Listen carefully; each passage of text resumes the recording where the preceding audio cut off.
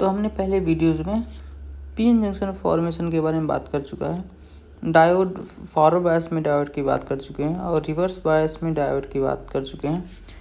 अब हम बात करते हैं ऐसे डायोड जो रिवर्स बायस में काम करते हैं। सभी डायोड रिवर्स बायस में नहीं काम करते हैं। जिनको डिज़ाइन किया गया रहता है रिवर्स बायस में काम करने के लिए, वही डायोड रिवर्स बायस में काम करते हैं। तो हमने ये वीआई कैरेक्टरिस्टिक पहले देख चुके हैं।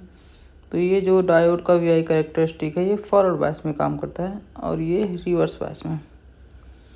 तो जहाँ से फॉरवर्ड बायस में जिस वोल्टेज पे करंट फ्लो होना स्टार्ट होता है उसको हम न्यू वोल्टेज बोलते हैं।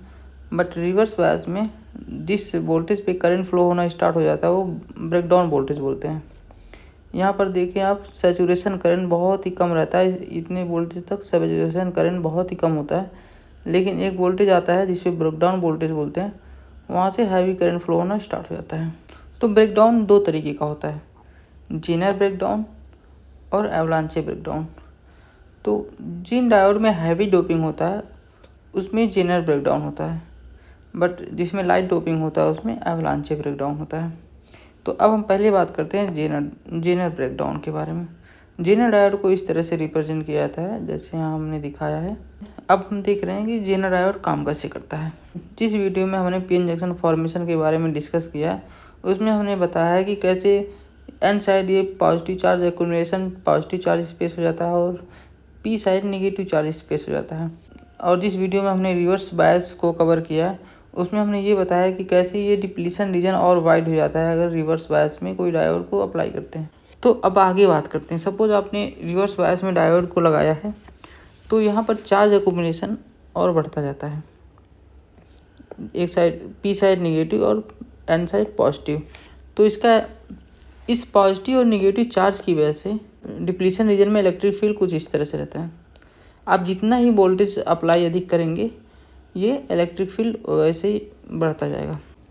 लेकिन आप वोल्टेज अप्लाई करते गए एक टाइम ऐसा आएगा, वैसे तो डिप्लीशन रीजन में कोई फ्री चार्ज नहीं रहते हैं, बहुत ही कम फ्री चार्ज कैरियर रहते हैं, कोई इक्के दुक्के आपको यहाँ इलेक्ट्रॉन या होल मिलेंगे।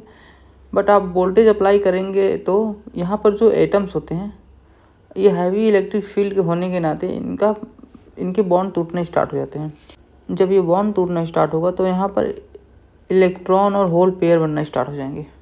इलेक्ट्रॉन एन साइड अट्रैक्ट होगा क्योंकि ये टर्मिनल पॉजिटिव पे है और ये टर्मिनल नेगेटिव पे है, तो यहाँ होल इस साइड अट्रैक्ट होंगे।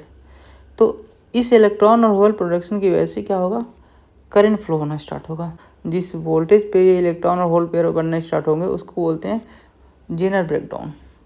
अब ये इलेक्ट्रॉन और होल पेयर जब स्टार्ट हो गए बनना तो करंट फ्लो होना स्टार्ट हो गया। एक बात और बता दें कि ये जेनर ब्रेकडाउन जो होता है कंट्रोल वे में होता है। अब इसको अवलांचे ब्रेकडाउन अभी हम बताएंगे तो आपको ये क्लियर हो जाएगा कि क्यों ये कंट्रोल वे में होता है। और जेनर डायोड जो है वोल्टेज रिफरेंस की तरह काम करता है। अगर सपोज आपने जेनर डायोड अगर उसका वर्किंग 5 वोल्टेज पे है, इसका ब्रेकडाउन 5 वोल्टेज है, तो इसके क्रॉस 5 वोल्टेज ड्रॉप होगा। आप इसके जेनर डायोड पे आप चाहे जितना भी वोल्टेज दे दें बट ये इसके क्रॉस 5 वोल्टेज ही मिलेगा। तो ये वोल्टेज रिफरेंस की तरह काम करता है। ये कांस्टेंट वोल्टेज अगर आपको किसी डिवाइस पे चाहिए तो वो ये काम करता है। तो ये इंजीनियरिंग प्रोजेक्ट बनाने में इसका हम जेनर डायोड का वोल्टेज ऐसे वोल्टेज रिफरेंस का भी यूज़ करते हैं। अब आते हैं एवलांचे ब्रेकडाउन पे।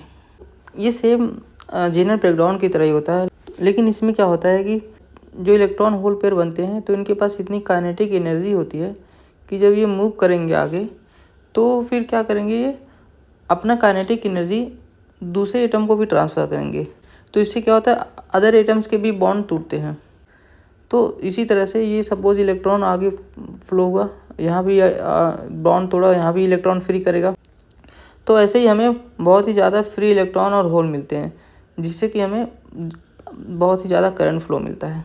जैसे अवलांचे के केस में देखो, सपोज यहाँ पर स्नो है तो यहाँ से अगर स्नो फॉल किया तो यहाँ पर भी जो स्नो है उनको हिट करेगा। तो ये जो स्नो है ये दोनों मिल के फॉल होंगे और फिर यहाँ पर जो स्नो है उनको भी फॉल कराएंगे। तो इसी तरह चेन की तरह काम करेंगे। उसी तरह से यहाँ पर भी जब इलेक्ट्रॉन और होल आगे मूव करेंगे तो अपनी काइनेटिक एनर्जी और अदर एटम्स को देंगे तो उनके बॉन्ड टूटेगा, तो वहाँ इलेक्ट्रॉन और होल पेयर वहाँ फ्री करेंगे। तो ये जो है ये सब मिलके चेन की तरह काम करते हैं और वो ज़्यादा वहाँ करंट फ्लो मिलता है। इसीलिए मैं पहले अभी बताया आपको कि जेनर डायोड में क्या होता है कि ये जो ब्रेकडाउन होता है या बॉन्ड टूटता है, जो करंट जो फ्लो होता है वो कंट्रोल वे में होता है, बट एवलांचे ब्रेकडाउन जो होता है वो अनकंट्रोल होता है। आज हमने ब्रेकडाउन वोल्टेज के बारे में, जेनर ब्रेकडाउन और एवलांचे ब्रेकडाउन के बारे में बात कर लिया है। आगे आने वाले वीडियो में हम एलईडी के बारे में, फोटो डायोड के बारे में कवर करेंगे।